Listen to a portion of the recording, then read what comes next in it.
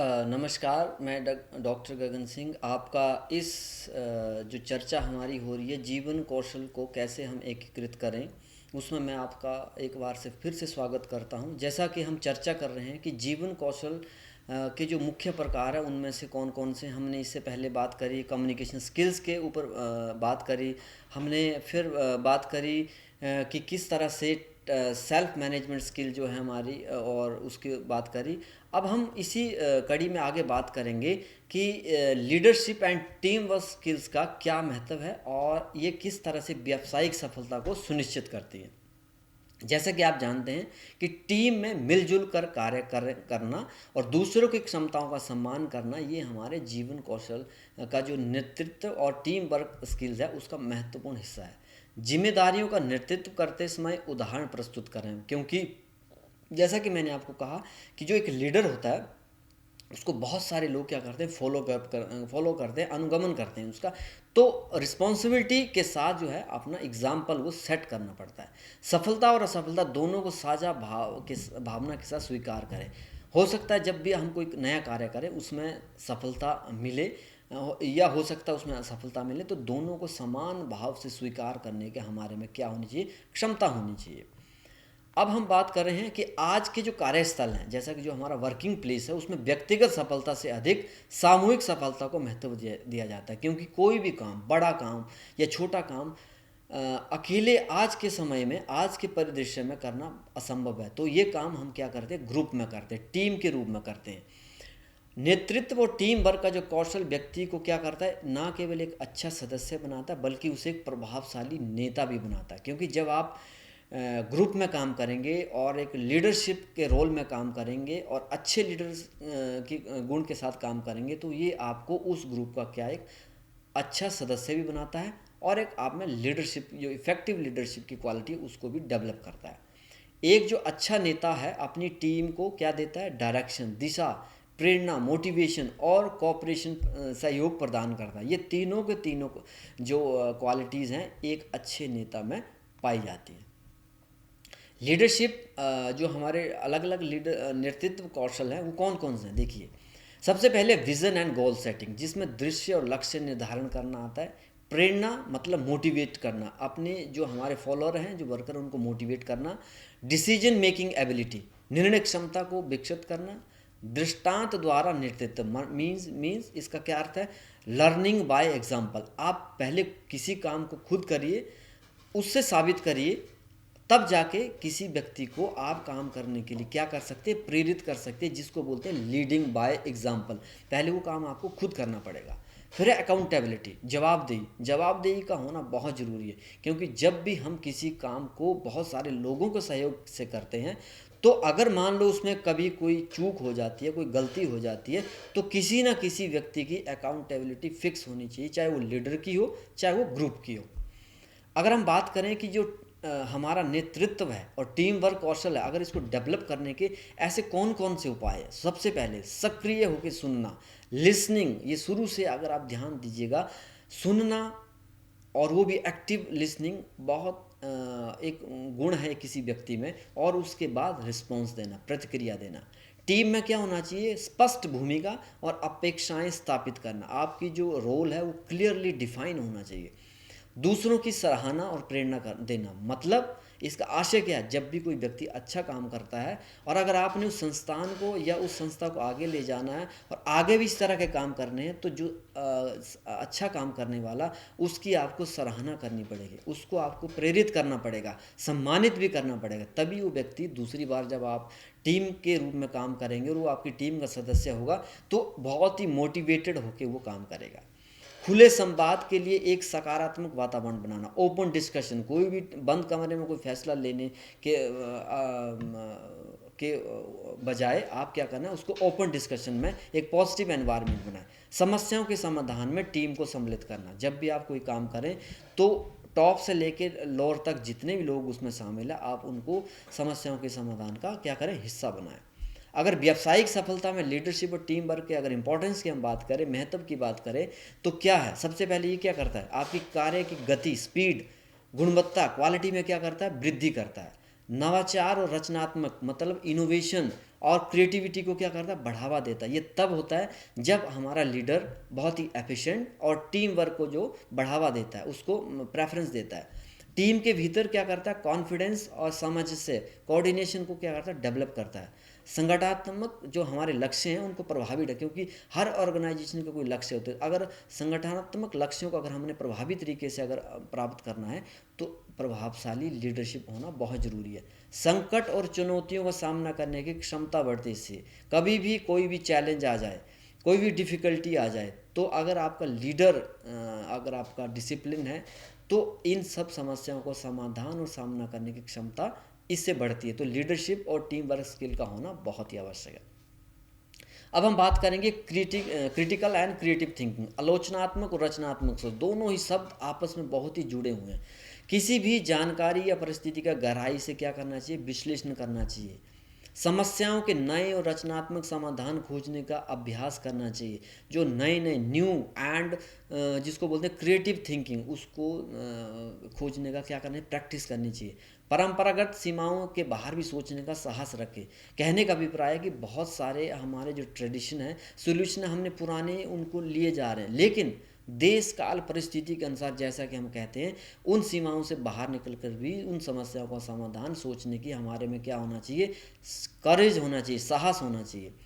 हो क्या रहा है, देखिए तेजी से जो बदलती दुनिया में समस्याओं और अवसरों को नए दृष्टिकोण से देखने की आवश्यकता है।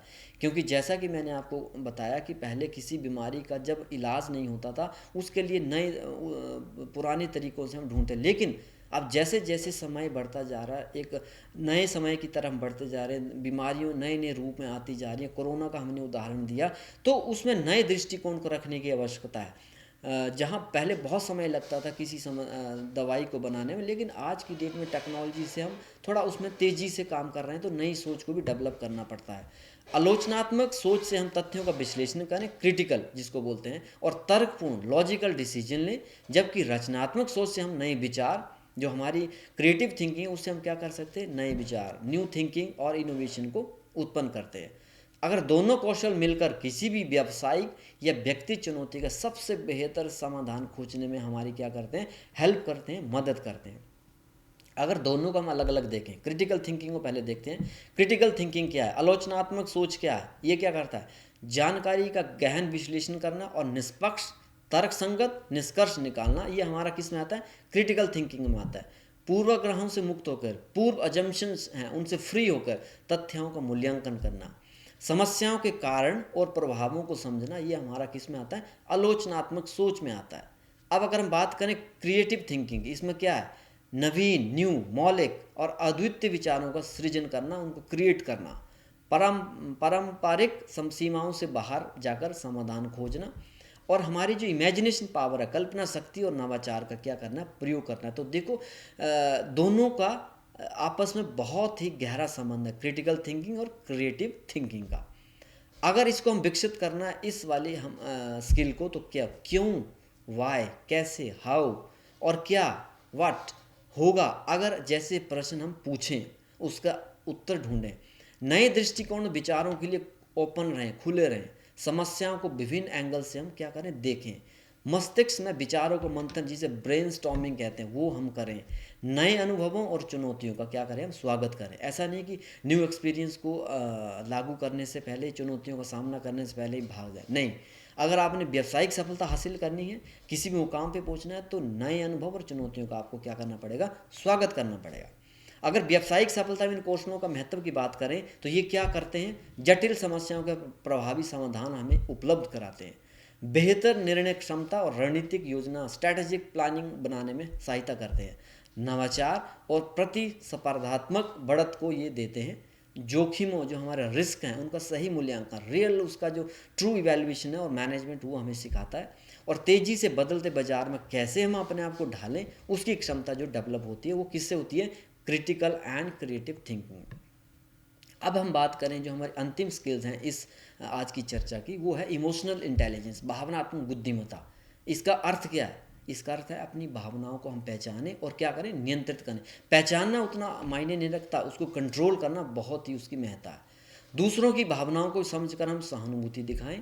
सामाजिक संबंधों में ईमानदारी, ऑनेस्टी होनी चाहिए आपकी, और संवेदनशीलता, इसको हम क्या करें, बनाए रखें। अगर इमोशनल इंटेलिजेंस और इमोशनल क्वोशंट की अगर हम बात करें तो इसका मीनिंग क्या है, अगर साधारण शब्दों में इसको समझने के प्रयास करते हैं, स्वयं की और दूसरों की भावनाओं को समझना। बहुत ही क्लियर तरीके से इसने बताया है कि स्वयं की और दूसरों की भावनाओं को समझें, पहचानें और प्रभावी ढंग से प्रबंधित करें, मैनेज करें उसको। आज के व्यावसायिक और सामाजिक जीवन में ईक्यू, इमोशनल क्वोशंट, और आईक्यू, बौद्धिक बुद्धिमत्ता से भी अधिक महत्वपूर्ण माना जाता है। कहने का अभिप्राय है कि इमोशनल क्वोशंट जो है वो आपका इंटेलिजेंट क्वोशंट से भी अधिक महत्वपूर्ण है। ये कौशल क्या करता है, रिश्तों को, आपके रिलेशनशिप को मजबूत बनाता है, लीडरशिप क्वालिटी को, कैपेसिटी को बढ़ाता है, और तनाव को प्रभावी ढंग से संभालने में क्या करता है, मदद करता है। कौन कौन से ऐसे मुख्य घटक हैं, अब उसके ऊपर बात करते हैं। सबसे पहले आप सेल्फ अवेयर होने चाहिए, सेल्फ अवेयरनेस आप में होनी चाहिए। सेल्फ रेगुलेशन, स्वयं नियंत्रण होना चाहिए आप में। सेल्फ मोटिवेशन, स्वयं प्रेरित होने चाहिए। एम्पैथी, सहानुभूति होनी चाहिए दूसरों के प्रति। और इसके अतिरिक्त आप में क्या होनी चाहिए, सोशल स्किल, सामाजिक कौशल आप में होना चाहिए। अब अगर बात करें कि जो इमोशनल इंटेलिजेंस है, भावनात्मक बुद्धिमत्ता, इसको डेवलप कैसे करें। सबसे पहले प्रतिदिन आत्मचिंतन करें, सेल्फ रिफ्लेक्शन, अपने को जानें। सक्रिय रूप से सुनने का अभ्यास करें, जैसा कि शुरू से मैं आपको कह रहा हूँ कि एक्टिव लिसनिंग और लिसनर होना बहुत आवश्यक है। गहरी सांस लेके प्रतिक्रियाओं को नियंत्रण करना सीखें। सहानुभूति दिखाने की कोशिश करें और कई जगह साबित करने की भी कोशिश करें आप, खासकर विरोधी परिस्थितियों में। भावनाओं के बारे में आपके जो इमोशन है उनके बारे में खुलकर और सम्मानपूर्वक क्या करें, संवाद करें, कम्युनिकेशन करें इसके बारे में। तो इस तरह से हम क्या कर सकते हैं, अपनी भावनात्मक बुद्धिमत्ता को विकसित कर सकते हैं। अगर व्यावसायिक सफलता में इसकी महत्व की बात करें तो इससे देखिए, सबसे पहले नेतृत्व और टीम प्रबंधन में श्रेष्ठता आती है, सुपीरियोरिटी आती है। कठिन परिस्थितियों में तनाव और संघर्ष को संभालने की क्या होती है, क्षमता बढ़ती है, क्योंकि आपका आंतरिक मामला है। ग्राहकों और सहकर्मियों के साथ बेहतर संबंध बनाते हैं। ये ग्राहक आपके, अगर आप बिजनेस में हैं, मार्केटिंग में है, और सहकर्मी मतलब आप बड़े ऑर्गेनाइजेशन में काम करते हो, आपके रिलेशनशिप को अच्छे बनाता है। संगठनात्मक वातावरण में सकारात्मकता और सहयोग की भावना जो बढ़ती है।